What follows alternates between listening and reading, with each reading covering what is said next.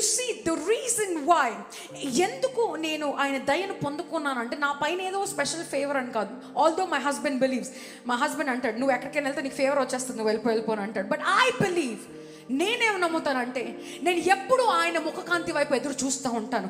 I keep expecting, దేవా దయ నాకు కావాలయ్యా, అయ్యా మనుషులు ఎందు దేవుడు ఎందు నాకు దయ కావాలయ్యా, ఎక్కడికి వెళ్ళినా నాకు నా పైన ప్రత్యేకమైన ఆ కాంతి కలగాలయ్యా.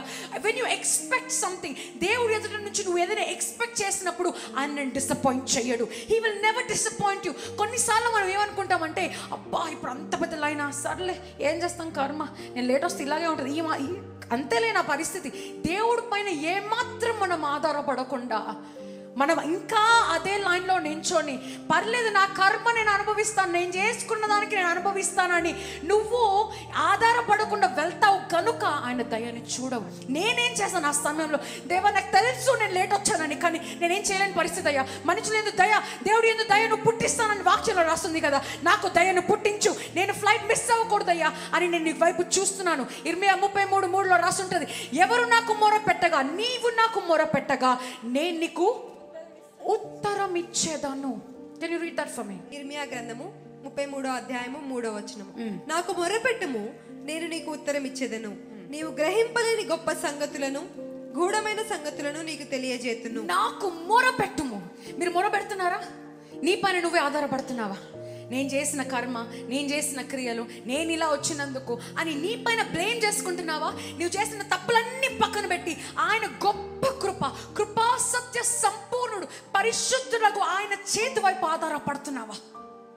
When you look at God, ఏ చిన్నదైనా సరే, దేవా నువ్వు నా పైన కార్యము చేయగా ఏ మానవుడు మూసివేలేడయ్యా.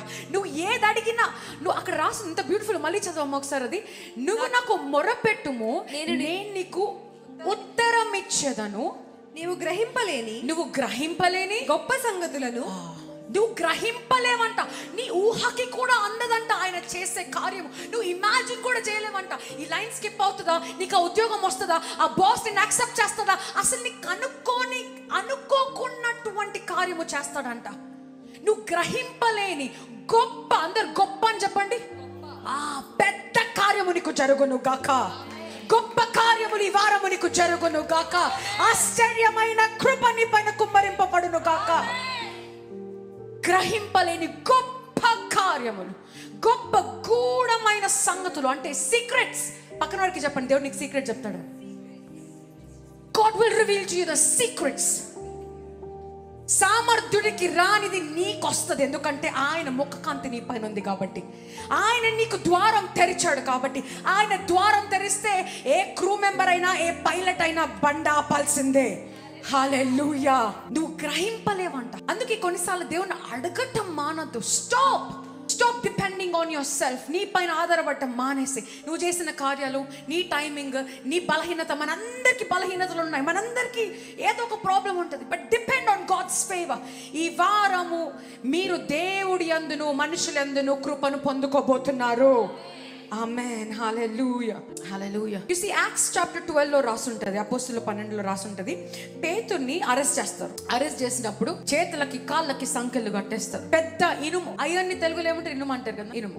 ఇనుము, పెద్ద ఇనుము గోడ ఉంటది, పెద్ద ఇనుము గోడ. ఇనుము గోడకి ఎదురుగా పెద్ద గాడ్లు ఉంటారు, టాల్గా పెద్ద టోపీ వేసుకొని, చేతిలో కత్తులు గన్నులు పట్టుకొని పెద్ద గాడ్లు ముందు ఎదురుగా ఉన్నారు. పేతురు ఏం తప్పు చేయలేదు, స్వార్థ ప్రకటించాడు అంతే. చేతులు కాళ్ళు కట్టేసి లోపల పడేశారు. సంఘము ప్రార్థించగా సంకెళ్ళు విడిపోయెను. సంఘము ప్రార్థించగా సంకెళ్ళు విడిపోయెను. యెహోవా నీ నామము ఎంతో బలమైనది, ఎంతో బలమైనది, ఎంతో బలమైనది. ఆయన చేతులు కాళ్ళు కట్టేసి సంఖ్యలేసినప్పుడు సంఘం ప్రార్థించినంత అంతే. They just prayed. ఆయన పైన ఆధారపడ్డ వెంటనే ఆయన ఉన్న ఆ ప్రిజన్ లో దేవదూత లోపలికి వచ్చి చేతిలో సంఖ్యలు తీసేస్తుంది, కాళ్ళకి సంఖ్యలు తీసేస్తుంది. ఆ ఇనుముగా ఉన్న గోడ ఆటోమేటెడ్ డోర్స్, గ్లాస్ డోర్స్ ఉంటాయి కదా ఆటోమేటెడ్, మన మాల్స్లోకి వెళ్తే ఇలా ఓపెన్ అయిపోతాయి. ఆ ఇనుమ డోర్ ఆటోమేటెడ్గా ఇలా ఓపెన్ అయిపోయి ఇలా చేతులు పట్టుకొని, దేవదూత చేతులు పట్టుకొని పేతురు బయటకు వచ్చేస్తాడు. దేవుడు కార్యము చేయగా నీ జీవితంలో ఉన్న ఇనుప గోడలు విరిగిపోబోతున్నాయి ఈరోజు. హల్లెలూయా. ఇనుప సంగతులు, ఇనుప స్థితిగతులు విరిగిపోయి నాశనం అయిపోతున్నాయి ఈరోజు.